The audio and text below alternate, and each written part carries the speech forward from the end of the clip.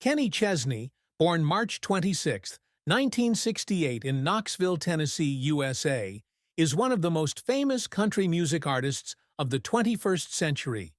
At 57 years old in 2025, he has built a brilliant career with millions of albums sold and sold-out concerts across the United States. However, behind the bright smile and warm voice lies a heart that has suffered many deep wounds. The greatest sadness in Kenny Chesney's life, as he has revealed in rare interviews and through the stories of those close to him, was not a single event, but a combination of many personal losses.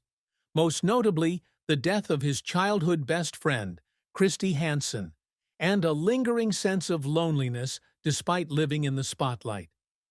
Kenny grew up in Luttrell, Tennessee, a small town where everyone knew everyone else. Christy Hansen had been his best friend since elementary school.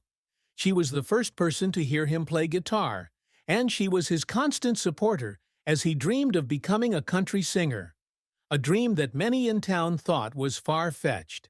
In 1990, when Kenny was 22 and just starting his music career in Nashville, Christy died in a tragic car accident on Interstate 40. The news reached him in the middle of the night on the phone, and he collapsed in his small apartment. In his autobiography, Livin' in Fast Forward, 2010, he wrote, "I will never forget the sound of Christy's mother's voice on the phone. I sat on the floor, holding my guitar, and cried until there were no more tears left." Christy's death not only took away his best friend, but also left an unfillable void, a sadness he carried with him for the rest of his life. That sadness was amplified by feelings of loneliness in his later years. Despite his stardom, Kenny often spoke of feeling lost in the crowd. "I had millions of fans," he told Rolling Stone in 2018, "but sometimes I went home alone and wondered if anyone really understood me." The loss of Christy, combined with the pressures of fame and failed relationships, shaped a Kenny Chesney who was both strong and vulnerable. He once stood on a beach in St. John, U.S. Virgin Islands, a place he often sought solace, and cried while thinking about those who had left him. "I'm not afraid of being sad, but I'm afraid of not having anyone to share that sadness with." Kenny Chesney's career has been a long story of talent, perseverance, and intense emotion, from his obscure days in Nashville to his rise to country music icon. He started playing guitar at age 18 while studying marketing at East Tennessee State University. In 1990, after graduating, he moved to Nashville, the capital of country music. With big dreams but no money, he performed at small bars like the Turf, earning $5 a night in tips, and lived in a shabby apartment near Music Row. In 1992, he signed with Capricorn Records and released his debut album, In My Wildest Dreams, 1994. However, the album sold only 10,000 copies and failed to gain traction, leaving him facing his first setback. "I thought I wasn't good enough," he recalled in a 2005 interview with CMT. "I sat in my old truck and cried because I was afraid my dream was going to be shattered." The turning point came in 1995 when he signed with BNA Records. The single Fall in Love reached the top 10 on the Billboard Country chart, launching his career. The album Me and You, 1996, went gold, but real success came with I Will Stand, 1997, and the hit She's Got It All, his first #1. From there, his career skyrocketed. Albums such as No Shoes, No Shirt, No Problems, 2002, When the Sun Goes Down, 2004, and Hemingway's Whiskey, 2010, have all gone multi-platinum, selling over 30 million copies worldwide as of 2025. He has become one of the rare artists to consistently sell out stadium concerts, with a record of over 1 million attendees on his 2013 No Shoes Nation tour.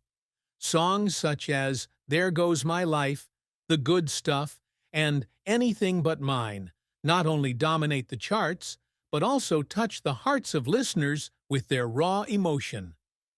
Kenny's career, however, has not been without setbacks and stress. In 2000, he was heavily criticized for attempting a pop sound with the single Don't Happen Twice, which turned off some longtime fans.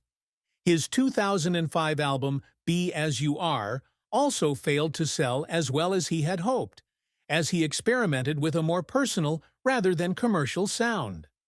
"I failed to please everyone, and that made me doubt myself," he told Billboard in 2010. In addition, the pressure of his grueling tour schedule, often more than 60 shows a year, was wearing him down. In 2001, after a show in Atlanta, he collapsed on stage from dehydration and stress. He cried in the dressing room afterward, telling his manager, "I don't know how much longer I can go on." His efforts to overcome the difficulties also caused him to cry on more than one occasion.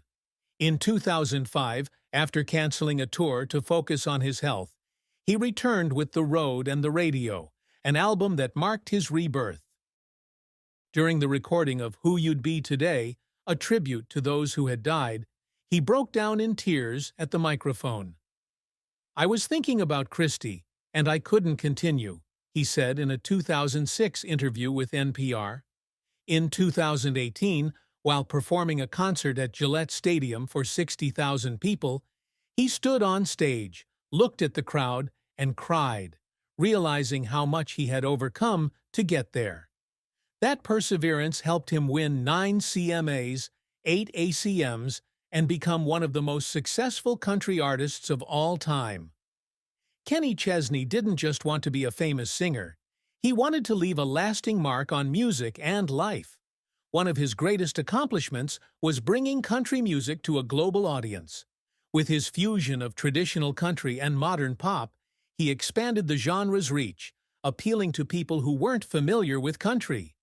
His 2002 album, No Shoes, No Shirt, No Problems, was a turning point, establishing him as an icon of island country, a free-spirited, beach-inspired style inspired by tropical life. "I want people to listen to my music and feel like they're at the beach, wherever they are," he told Rolling Stone in 2020. He also strives to be a great live performer. Tours like No Shoes Nation, Trip Around the Sun, 2018, and Chillaxification, 2020, aren't just concerts, they're community experiences that connect with millions of fans. He dreamed of breaking Garth Brooks' record for the largest audience on a tour, and he did it with more than 1.2 million people attending No Shoes Nation.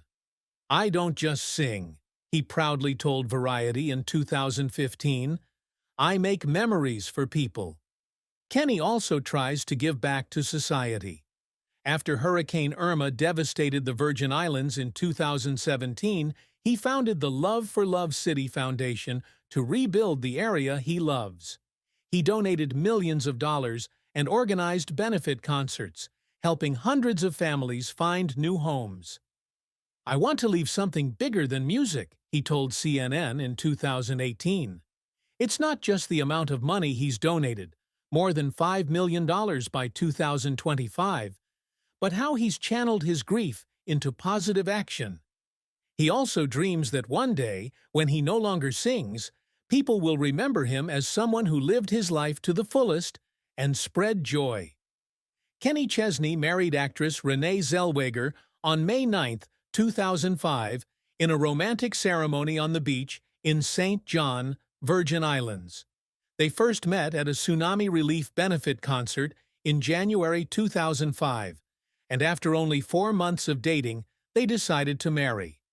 At the time, Kenny was 37 years old, Renee was 36 years old, both at the peak of their careers. The marriage was considered a fairy tale between a country music star and a Hollywood star, but it only lasted 128 days.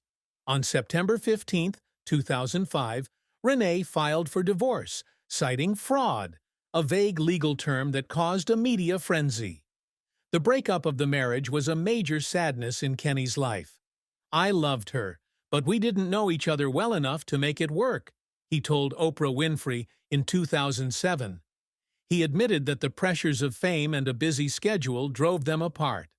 While Kenny lived for his music and touring, Renee needed a stability he couldn't provide.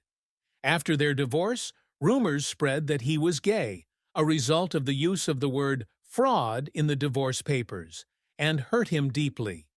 He denied the rumors in a 2007 interview with 60 Minutes. "I don't care what people think, but it makes me sad that the truth is being twisted." Before and after Renee, Kenny had several short-lived relationships, none of which ended in marriage. He dated Amy Colley, 2008 to 2010, and Mary Nolan, from 2012 to present, according to rumors. But he has kept his personal life private. His biggest heartbreak in love was not only his breakup with Renee, but also his feeling that he couldn't balance his career and his love life. "I was good at being a lover on stage, but not so good off," he told People in 2016. He often stood on the beach in St. John's, where he proposed to Renee, wondering what he could have done differently to keep her. Kenny Chesney doesn't have children, something he has expressed both regret and acceptance about. In a 2009 interview with Playboy, he said, "I love kids, but I don't think I'm ready to be a father. My life is too busy, and I don't want a kid to grow up without a father." He often refers to his childlessness as part of his chosen lifestyle. No strings attached, no responsibilities outside of his music and his fans. However, he has a special relationship with children through his music and philanthropy. On his No Shoes Nation tour, he often invited children from charities to come on stage, sing with him, and give them guitars. He also funded scholarships for children in Tennessee through his foundation. On There Goes My Life, a song about a young father, he sang with the feeling of someone who understands the value of fatherhood, even if he hasn't experienced it firsthand. "I don't have kids, but I have thousands of kids in the audience. Kids in the